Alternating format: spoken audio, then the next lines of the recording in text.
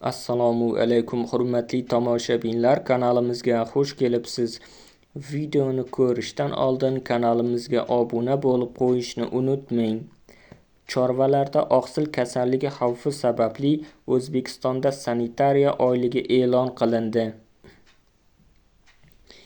Qishloq xo'jaligi vazirligi hamda Fermerlar kengashi fermerlar, dehqon xo'jaliklari rahbarlari va chorvadorlarga murojaat bilan chiqib, 18-apreldan 18-maygacha O'zbekistonda chorvachilikda sanitariya epidemiya gigiyena oyligi e'lon qilinganini bildirdi. Murojaatda qayd etilishicha, bugungi kunda dunyoda ekologik muvozanat va iqlim o'zgarishi natijasida chorva hayvonlari orasida turli yangi kasalliklar yuzaga kelmoqda. Xususan, xorijiy davlatlarda chorva mollari o'rtasida oqsil, ya'ni yashur kasalligi tarqalish xavfi kengaymoqda.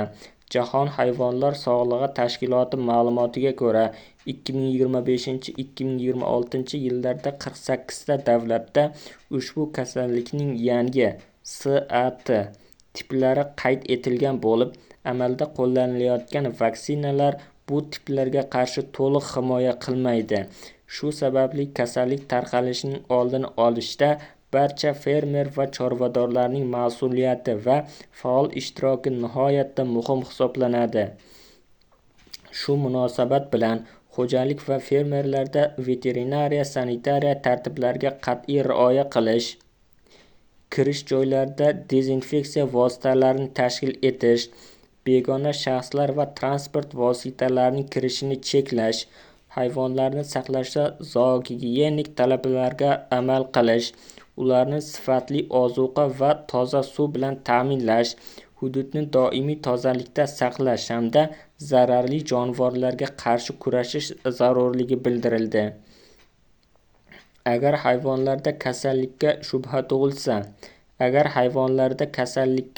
tug'ilsa, ularni darhol boshqalardan ajratish, veterinar kelguniga qadar izolyatsiya qilish va hech qanday dori vositalarini mustaqil qo'llamaslik talab etiladi, deyiladi murojaatda. Ta'kidlanishicha, oqsil kasalligi alomatlari yuqori harorat, og'iz bo'shlig'ida va tuyoqlarda yaralar, yelinda shikastlanishlar kuzatilganda zudlik bilan veterinariya vrachiga murojaat qilish shart. Bunday holatlarda binolarni dezinfeksiya qilish, hayvon mahsulotlarini hududdan tashqariga chiqarmaslik va sutni qaynatmasdan iste'mol qilmaslik lozim. Chorva hayvonlarini o'z vaqtida emlash kasallikning oldini olishda eng samarali choradir. Qoramollar yiliga 2 marta, bahor va kuzda, qo'ylar esa yiliga 1 marta emlanishi zarur.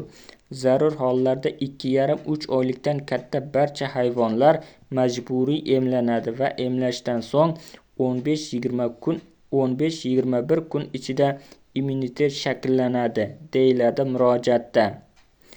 Qishloq xo'jaligi vazirligi hamda Fermerlar kengashi chorva salomatligini saqlashda tozalik va veterinariya qoidalariga amal qilish eng muhim omil ekanini bildirib, fermerlar va chorvadorlardan mazkur oylik doirasida barcha profilaktik va epizootik tadbirlarni uyushqoqlik bilan amalga oshirishga chaqirdi. Kasallikning oldini olish bo'yicha tavsiyalar to'plamini ilova qildi. Har qanday kasallik alomatlari kuzatilganda 71 kod bilan 202 1200 ichki raqami 210 218 323 raqamlari orqali mutaxassislarga murojaat qilish mumkin. Manba: daryo.uz sayti.